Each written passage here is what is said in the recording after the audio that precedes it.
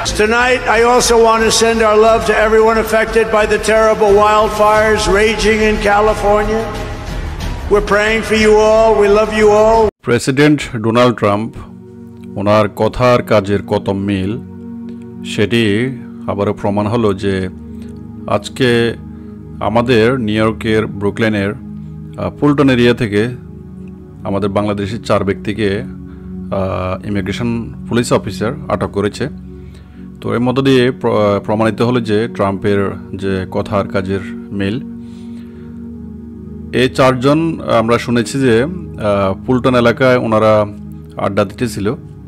তো আড্ডা দেওয়া অবস্থাতে ইমিগ্রেশন পুলিশ অফিসার সাদা পোশাকে এসে ওনাদের কাছ থেকে আইডি চাইল।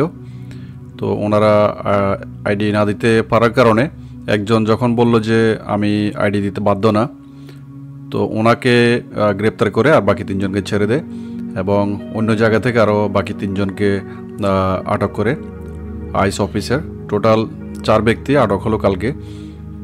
তো 20 জানুয়ারি 2025-এ প্রেসিডেন্ট ডোনাল্ড ট্রাম্প যখন দায়িত্ব গ্রহণ করে তারপরের দিনেই তিনি অবৈধ অভিবাসীদের বিতাড়িত করতে কঠোর পদক্ষেপ নেওয়ার ঘোষণা দেন। তিনি বলেন ক্ষমতা গ্রহণের প্রথম দিন থেকেই তিনি অভিবাসন ব্যবস্থার উপর কঠোর নিষেধাজ্ঞা আরোপ করবেন এবং সেটাই হচ্ছে এখন। অবৈধ অভিবাসীদের বিতাড়িত করতে যুক্তরাষ্ট্রের ইতিহাসের সবচেয়ে বড় অভিযান তিনি চালাবেন। এর আগে আমরা শুনেছি 2024 সালের অর্থবছরে মার্কিন অভিবাসন কর্তৃপক্ষ প্রায় 2,70,000 অভিবাসীকে বহিষ্কার করেছে, যা গত প্রায় 10 দশকের যে কোনো সময়ের চেয়ে এটি সর্বোচ্চ নাম্বার। তো নিউ ইয়র্ক সিটি ও অন্যান্য বড় শহরে অভিবাসীদের মধ্যে এই বহিষ্কার কার্যক্রম নিয়ে আতঙ্ক বিরাজ করতেছে। এই মুহূর্তে নিউ ইয়র্ক সিটি কর্মকর্তারা উদ্বেগ প্রকাশ করেছেন যে এই ধরনের পদক্ষেপ সিটির অর্থনীতি ও সামাজিক কাঠামোকে ক্ষতিগ্রস্ত করতে পারে। তবে এখন যে অভিবাসন নীতির এই পরিবর্তন নিয়ে বিভিন্ন মহলে বিতর্ক চলছে। কিছু মানুষ এই পদক্ষেপকে দেশের নিরাপত্তা ও সার্বভৌমত্বের রক্ষার জন্য জরুরি মনে করেন, আবার অন্যদিকে অন্যরা এটি মানবাধিকার লঙ্ঘন বলে মনে করতেছেন। তো এখন এটি আসলে খুবই আতঙ্ক বিরাজ করতেছে আমাদের যে বাঙালি যে এলাকাগুলি রয়েছে সেখানে।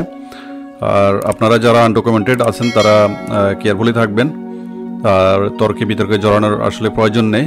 যেহেতু এই যে এক বাঙালি ভাই উনি বলছে যে আমার কাছে আইডি নেই, আমি আইডি তোমাকে দিব কেন?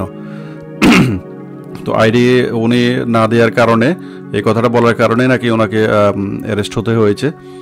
তো আপনারা যে যেখানে আছেন সাবধানে থাকবেন। আর আসলে এটি খুবই দুঃখের একটা খবর। এটি এখন আমাদের বাঙালি কমিউনিটি বলেন বা অন্যান্য কমিউনিটি বলেন, এটি সবার জন্য একটি আতঙ্ক এখন এই মুহূর্তে। আপনারা যে যেখানে আছেন ভালো থাকবেন, সুস্থ থাকবেন। আপনাদের ভালো থাকাটা বা সেফ থাকাটা প্রত্যাশা করে আজকে এখানে বিদায় নিচ্ছি। আল্লাহ হাফিজ। দেখা হবে ইনশাল্লাহ, আবার অন্য একটি ভিডিওতে কথা হবে। ভালো থাকবেন সবাই।